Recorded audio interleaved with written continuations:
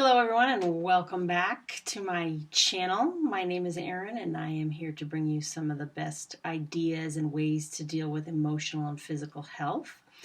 If you like what you hear, don't forget to subscribe and hit the like button below, and also don't forget to download my free videos which help identify some of the best ways we can improve our overall emotional and physical health. So let's get started on today's topic.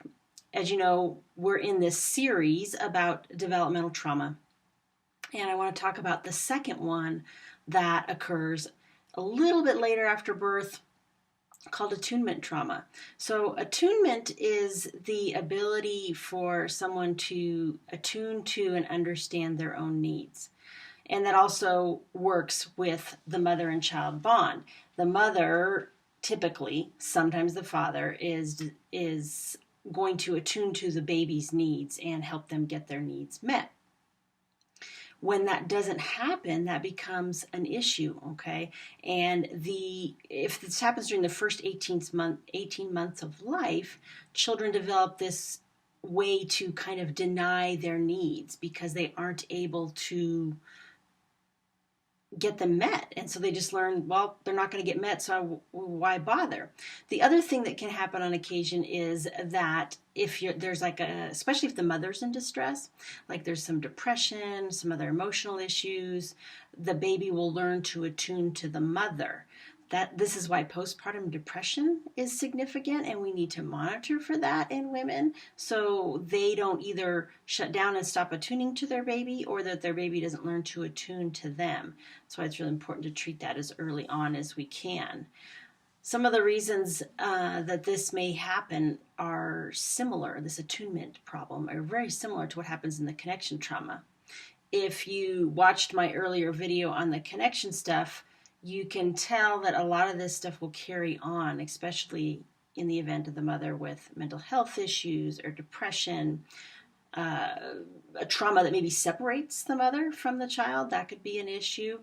Strife in the family, which of course, if it was going on before the child was born, chances are it's still going on in the first 18 months of life. Sometimes being given up for adoption can cause this. Again, emotional instability of the caregiver, or sometimes health problems in the child itself, especially if the parent can't figure that out or is worried about that and is trying to attune to the child's needs, but nobody really knows what's going on.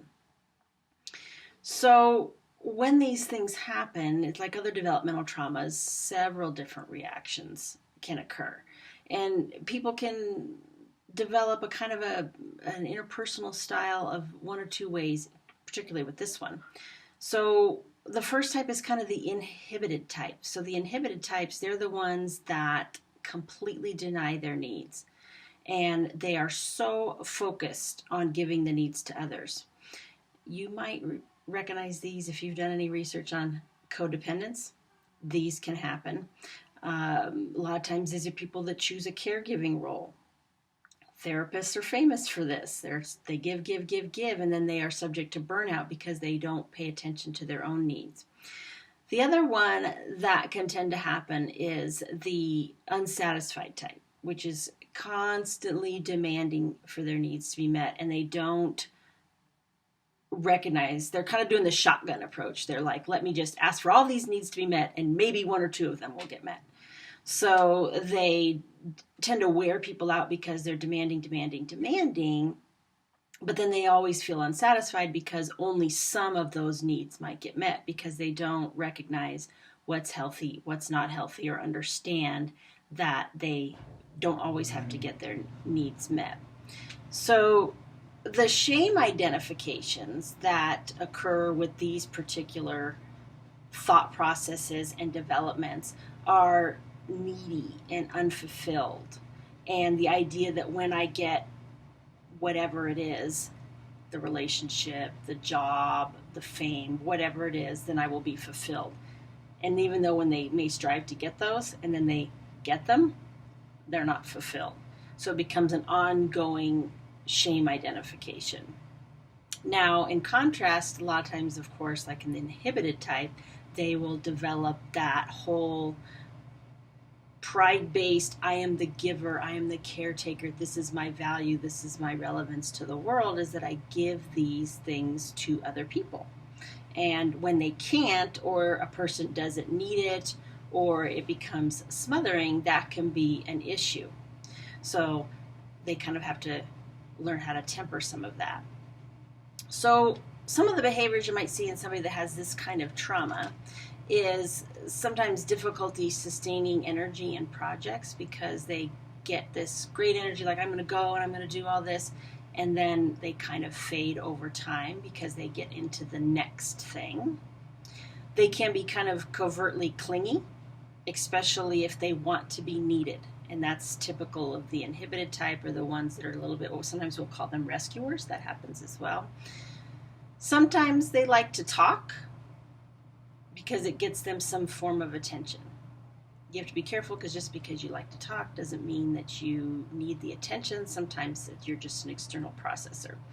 So don't jump to conclusions with any of these behaviors. Look at the person or yourself as an overall picture before you decide you have one of these traumas, okay? Also, they tend to not reach for their needs because they fear disappointment, and they don't want to deal with that negative emotion. So sometimes they have to learn how to do that. And they encourage others to depend on them, maybe too much. And they kind of keep people, especially when they become parents themselves, they can kind of keep people dependent, children dependent on well into older age. You see children that are like in their 20s and 30s that don't leave the house, where their parents are typically a mother, sometimes a father, will do all kinds of things for them, and then they don't do that well, or they just don't let them go. They keep them dependent on purpose. The other thing that they tend to do is give things to others that they maybe need themselves, and then they get kind of angry when their needs are not attended to. So they have the idea that, well, if I do unto others as I want to have done unto me, or treat others as I want to be treated, then they'll give that back. And unfortunately, that doesn't always happen, because you're not expressing your needs overtly and saying, this is what I need. I need honesty, communication, whatever it is that the person values, they need to express that. So some of the strategies for someone who wants to enter treatment for something like this, or a therapist that wants to work on something like this with people, it takes a little bit of time to figure out how to build capacity to sit with emotion and to be able to identify what it is they really need. Because first you got to identify the emotion, because if they've been denying needs, they tend to deny emotions as well. So you want to figure out what the emotion is, and then figure out what piece is missing. So that takes a little bit of practice. Also confront distortions and cognitive distortions about what needs are accurate, what's a realistic expectation. This stage you can start using some cognitive stuff. We talked about in the last one, the connection issues, that you can't use a lot of cognition because those people had their trauma when they were pre-verbal. This stage, they're starting to get into some verbal stuff. They've heard language, because you're talking about the first 18 months of life or so. So they've heard language a lot longer, and they may be starting to speak some words. So you can kind of figure out sometimes the cognitive stuff, but it may not always be the case either.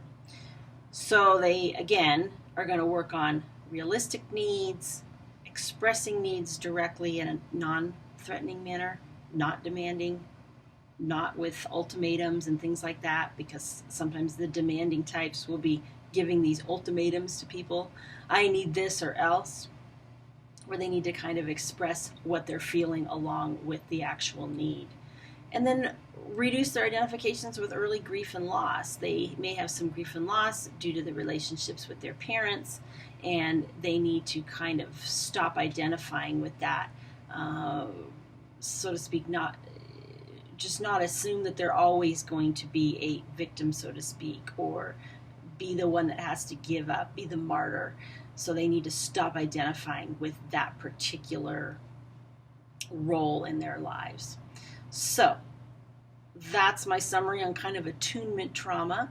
We are going to talk next time about some trust trauma, which would be the next one. So stay tuned and for my next installment. And don't forget, click subscribe, download the 5 free videos, and don't wait too long for the next one. Thanks and have a great day.